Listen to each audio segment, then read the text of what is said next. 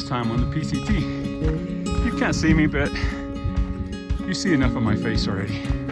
So I thought I'd just give you a view of what I'm looking at while I introduce this new segment. It's Sunday, the 23rd of May. That makes it day 56 on the PCT. And I am leaving Bishop Independence, and I'm getting back on the trail. I am on the trail, headed to Tuolumne Meadows. It's about 140 miles down the Sierra. I will stop at VVR, or Vermilion Valley Resort, along the way. But first, I have to cross this pass up here. It's right at the top, right up there. So a lot of switchbacks to get up there. It's about 5 miles.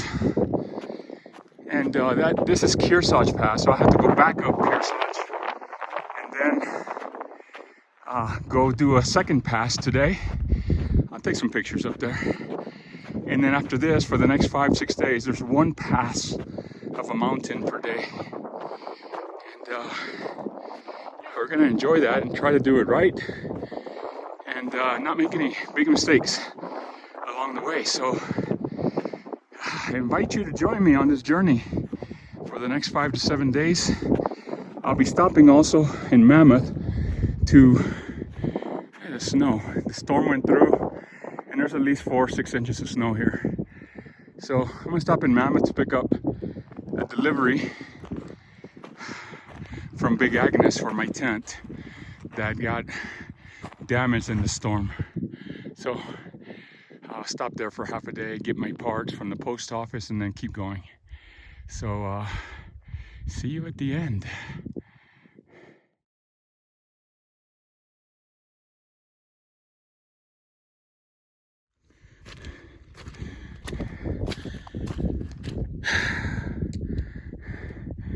Just climbed 2,000 feet up to the Kearsarge Pass.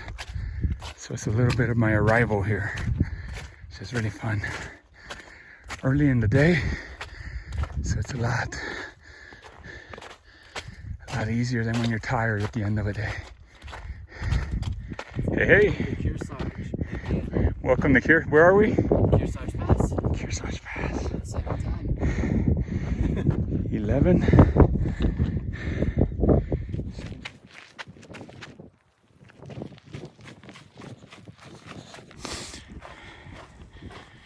Magnificent, glorious are words that come to mind. Overwhelming, majestic.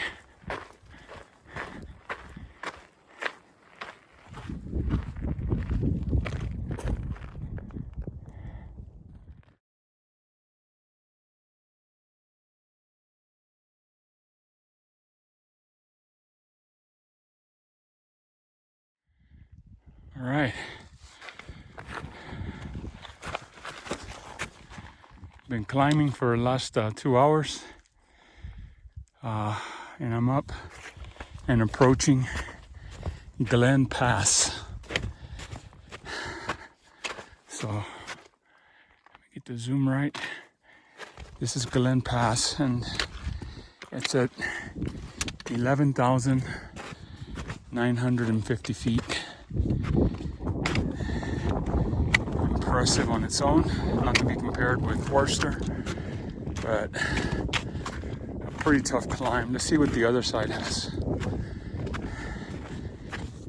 I got a friend up here that's climbing ahead of me. How you doing? Oh my God. There we go. And we're climbing that way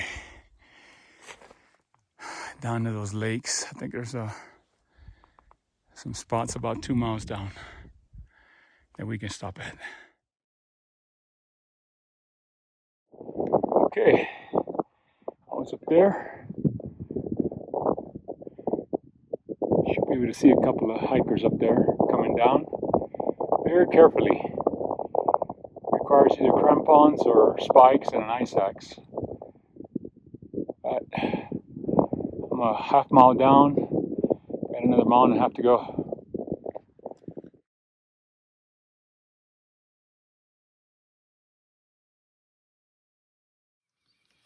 So I'm thinking it got a little cold last night. That's my sock, it's frozen.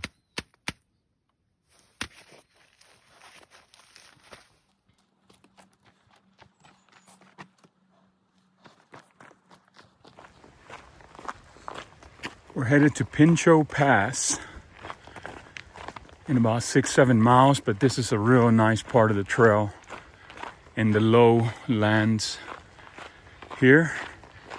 So I thought I'd capture it before my big climb that's coming up here in about 30 minutes.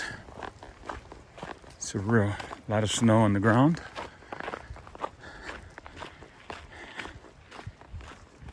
It's about 8:30 a.m. and it's about 35 degrees. A little cold.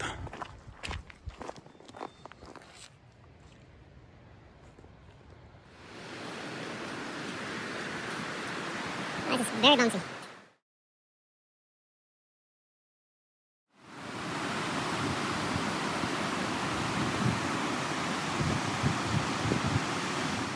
Just wanted to capture a thought here. Something that was shared with me yesterday by a very experienced hiker. I thought it was very interesting. At first I blew it off, and then I realized as I'm looking at this raging river down there, which I've crossed multiple times today. He said, Mama Earth wants to kill you. Nothing personal. Nothing personal. It's true. All these rivers that we cross, they're extremely dangerous. The high mountains, when you get up there below 0 temperature, they can kill you.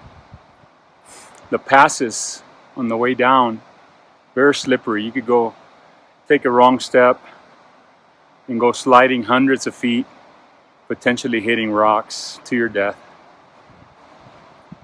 All these ledges that I'm walking on all day long, any misstep down there, down at the bottom of that river. Once again, he said nothing personal. What he was trying to say is very dangerous out here. I didn't even mention the animals. They're hungry. So, Mama Earth wants to kill you. Nothing personal.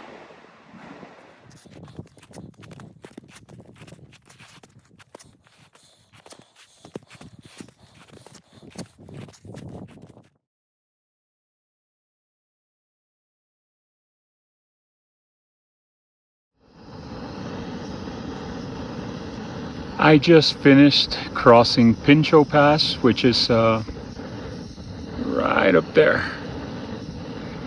That was a 3,000 foot climb over 7 miles. Yeah, that took me way too long. It took me about 5 hours to climb up that. So I thought I'd sit down, have lunch after climbing down enough. I thought I'd have lunch with a view. How about that? A couple of lakes, a couple of mountains. But I'm worn out from climbing Pinchot Pass. I'm gonna have I want something warm. So I'm gonna have some rice and chicken. Because I kind of skipped lunch to make it over that pass. So lunchtime.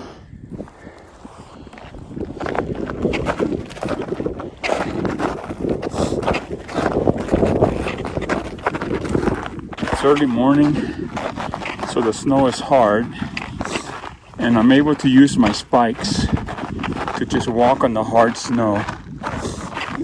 soon as the early afternoon comes along, that's where I came from up there in Mather Pass. There's a guy up there that just made it.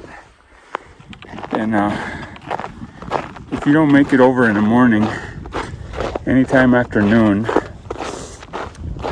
the snow gets slushy and you post hole, meaning you sink into the ground as you're walking, which can easily break your leg, your poles, and send you tumbling down the mountain. So that's why we try to make it in the morning. It's the first time I actually make it in the morning.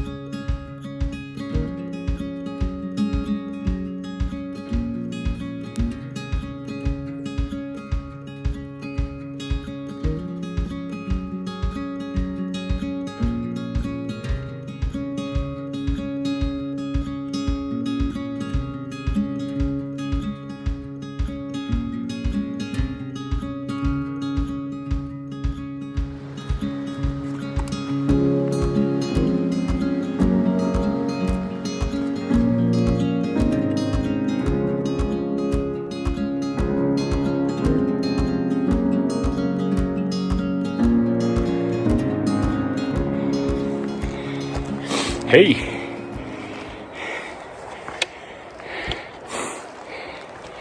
so what day is today? Wednesday or Thursday? The 26th. So I've been on the John Muir Trail, which mirrors the PCT for the last 5 days. It's been amazing.